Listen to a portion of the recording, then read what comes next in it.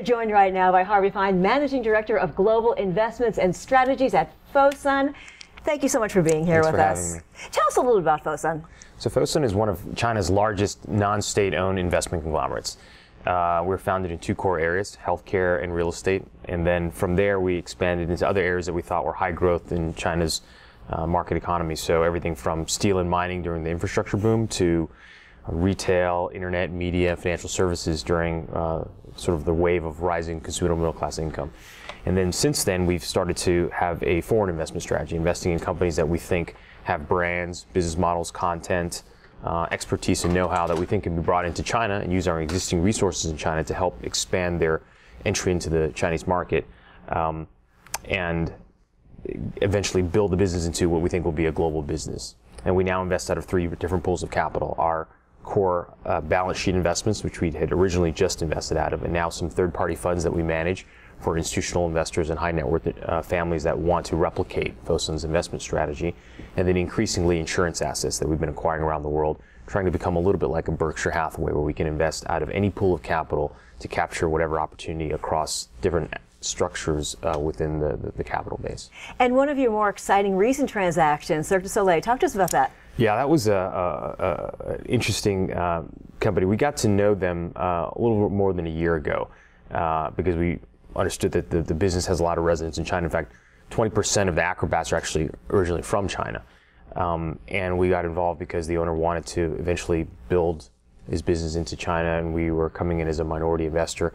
He decided to sell the bulk of his business, but he wanted to find a partner that could preserve the legacy of Cirque du Soleil in the future and preserve its Canadian roots. And he believed that we were a good partner that could help build the China part of it. And we partnered with Texas Pacific Group, TPG Capital now, because they have a number of entertainment assets that we think are very strategic to growing the business, including creative artists agency. So they would focus on some of those entertainment aspects of growth, and we would really focus on helping Cirque develop the China market. And content is something that's really interesting to the Chinese market, right? And a lot of the more unique content is actually global. And in fact, you can command a price premium for them because they're not resident in China yet.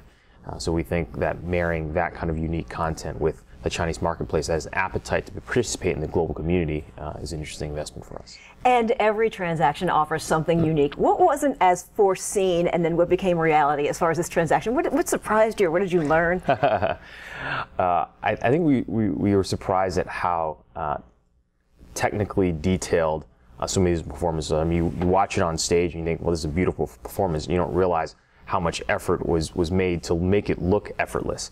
So the technology behind the scenes, a lot of it was custom made by Cirque. The costumes are all custom made. We've done a lot of investments in fashion and luxury brands, including companies that manufacture their own clothes, like Caruso, the suit company that we invested in, St. John Knits, the women's ready-to-wear company that we invested in. And yet, Cirque's manufacturing capability was probably more technical than both of those, because they make it for a very specific purpose, and it has to have a function. For instance, right? The acrobats are in the water, so coming in and out of the water, it has to maintain the same integrity show after show after show. Oh, that's fascinating. What do you foresee as far as on the horizon, as far as where the activity is going to be? Yeah, for us, we think that the changing lifestyle of the Chinese consumer is really the opportune place to be investing. And that's everything from their healthcare needs as the Chinese population ages.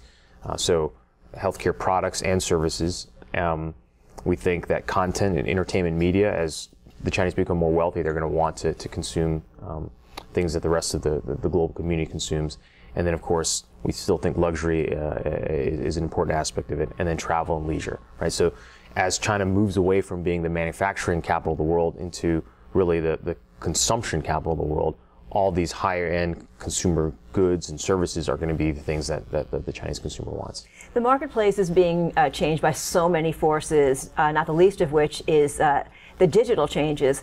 How has the digital landscape really changed M&A activity? It's interesting that you mentioned that, because for Fosun, every investment that we look at, we have to assess the impact of digital on that business, whether it's a defense mechanism against digital or how to leverage digital to enhance the business. Because in China, even more so than in the US or Europe, the digital phenomenon has changed the landscape really rapidly.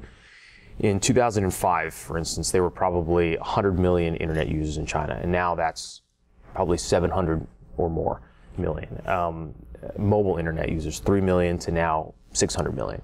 So the pace of change has been really fast, and it does two things. One, it allows the Chinese marketplace to participate in the global marketplace, and the awareness of Western products and goods are there. But the other thing is that you have to be very careful at how quickly that landscape is changing. So whether you're in a retail business, you got to make sure you have an online strategy, or a content business, what's the defense against online privacy?